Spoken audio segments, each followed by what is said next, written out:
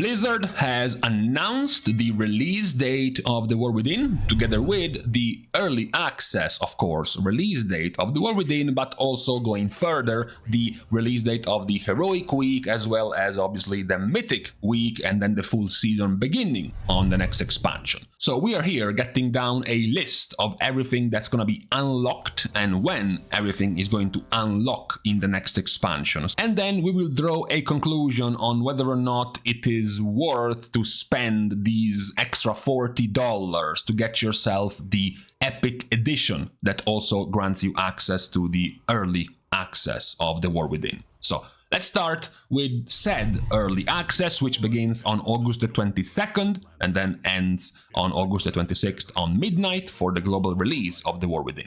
What is unlocked for early access is going to be the leveling, of course, with the story and the side quests, as well as gathering materials for skinning, for mining, and for herbalism. What is still locked, however, is pretty much anything else that can give you power: Heroic dungeons, Mythic 0 dungeons, Mythic Plus, the raid.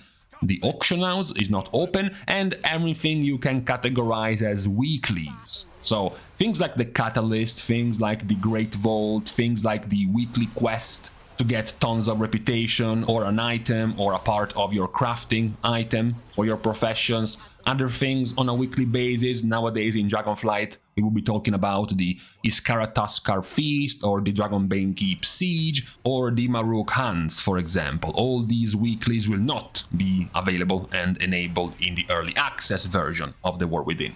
What is unknown? There is a couple of unknowns. One is crafting, whether or not crafting will be enabled at all in the early access. We do know the auction house is closed, so we can't really make too much with crafting, but we don't know if crafting itself will be a thing. Then we have super rares. For those who missed out on the release of Dragonflight, the rares around the world on release used to give you items around 369 to 372 item level. However, there were a dozen or so of specific rares which could get all the way up to 385 or 389 item level, 15, almost 20 item levels higher than what most other rares were dropping. So this caused players to pretty much go every day for a week on a world tour trying to catch all of the rares with higher item level in their loot table to see if they could luck out and get one of these juicy items. We don't know if there even are any super rares in The War Within, and two, if they will be enabled in the early access version of the game. Lastly, then you also have rep grinds, pretty much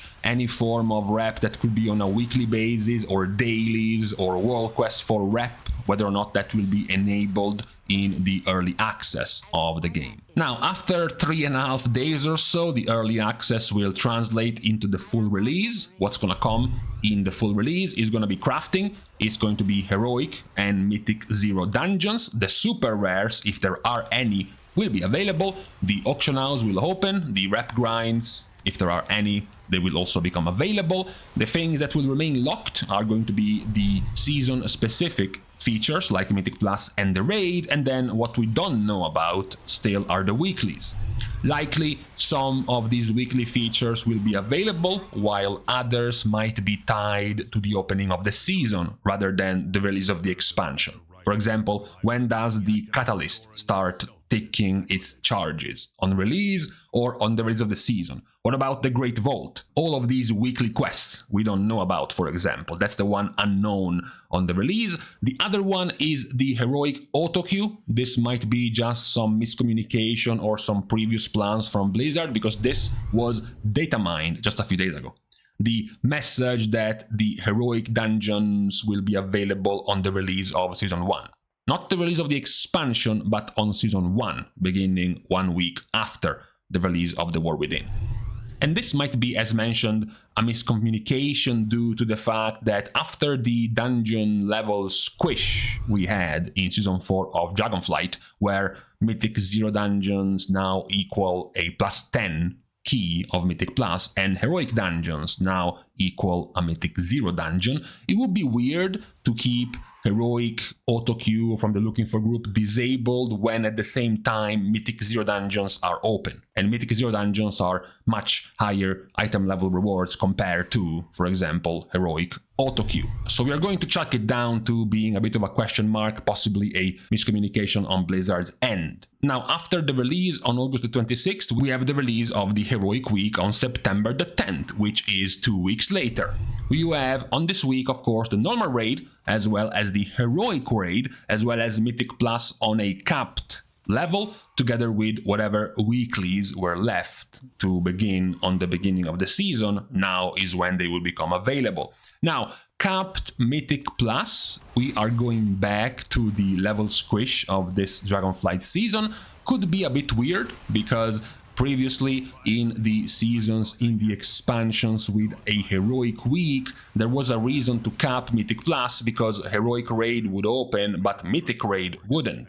So you didn't want Mythic Plus to start out-leveling the rewards from Heroic Raid. So you lowered the rewards of Mythic Plus for that week until the Mythic Raid would open. However, with this squish in Season 4 of Dragonflight, we have the initial Mythic Plus keys, the low Mythic Plus keys, the plus 2s or the plus 3s, equaling older seasons plus 12s or plus 13s. So there isn't really much to cap in Mythic Plus in this new version after the big squish, the 10 key level squish we have gotten in the Season 4 of Dragonflight. Still though, it will be capped to stop you from getting high item level Mythic Plus rewards until Mythic Raid begins the week after. What remains locked, of course, is the Mythic Raid as well as the max level Mythic Plus. What we have a possibility on is the final boss or final couple of bosses on Heroic. This is also another practice that was done a few times when we had a Heroic Week, which was to leave the last couple of Heroic bosses to the beginning of the Mythic Week. We don't know how this will play out because Blizzard did not specify it, so since it's a possibility, we are leaving this in the unknown category until we know more about this. And then after this, all of the questions should be answered, because on September the 17th, pretty much the whole season unlocks. So Mythic Raids become open. If there were any Heroic bosses being left for this week, they all become open as well. Mythic Plus unlocks fully, and you have your entire season starting September the 17th. So now that we have the outlook on what is coming out week by week in the roadmap for the release of The War Within, the question is, how worth is it to spend $40 extra to get the epic edition of The War Within? Because at the center of the discussion of these $40 extra is the fact that you have to spend them to get 3 days of early access for the expansion. Now, let's lay down what becomes available with these extra $40, what you actually get for your money. You get 500 extra Trader's Tenders compared to the basic edition. You get the Storm Griffon toy, you get the Storm Griffon pet, you get 1 month of game time, you get the beta access, and then you get 3 days of early access of The War Within. Now, if we were to price these reasonably, of course, because if some of these things were on the in-game shop, they would totally cost something ridiculous like $10 for a toy or $10 for a pet. But, you know, let's be real here. 510 these, we are pricing them at $2.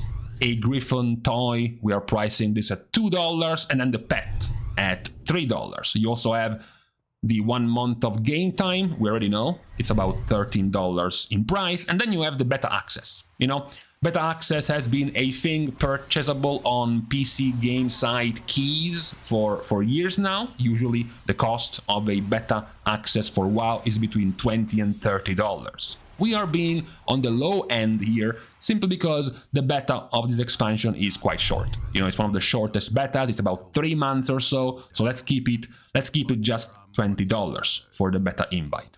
So once you look at this, you have $20 for the beta, plus $13 for the game time, plus another $7 or so for the toy, the pet, and the tendies, and the combined amount that you're getting for the Epic Edition, on top of all of the other features you're getting, which you're also getting in the 2 other versions of the game, it's $40.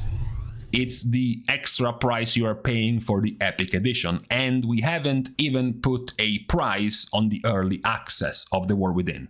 in general, you're not exactly spending too much to get yourself 3 days of early access if you also consider the other things you're getting in this pack, especially if you are like me, who, for example, didn't really get the Epic Edition because he was interested in the early access of The War Within, but he was more interested in the beta access of The War Within, which I consider way more valuable than just playing a few days early on pretty much all of the content still being locked. So at least on factual, cynical, literal value, the Epic Edition is priced accordingly. If anything, it's even on a discount compared to its value. Obviously, the emotional value will change. Players will just be annoyed at the idea of having to spend more money just to get the early access for the game. But in terms of what you're getting compared to what you are paying for, then it's not actually badly priced overall.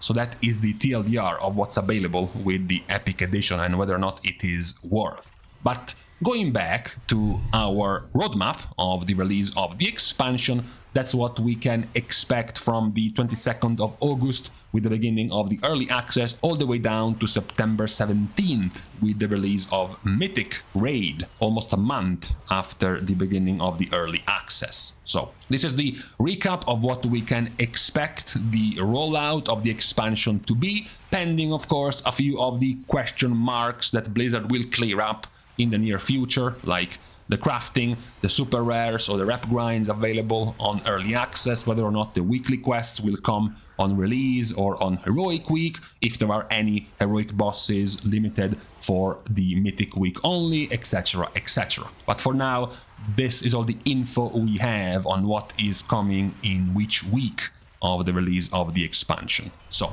for today, on this Monday, it's time to leave each other. So we are now saying our goodbyes. Remember, you can still support completely for free by liking and commenting down below, as well as subscribing to the channel itself. Now, with these things out of the way, thank you guys again for watching. See you guys tomorrow, and in the meantime, it was raining, sure, but it's not a good rain, because if it's hot and it starts raining, then all you get is hot plus humidity, which is not good.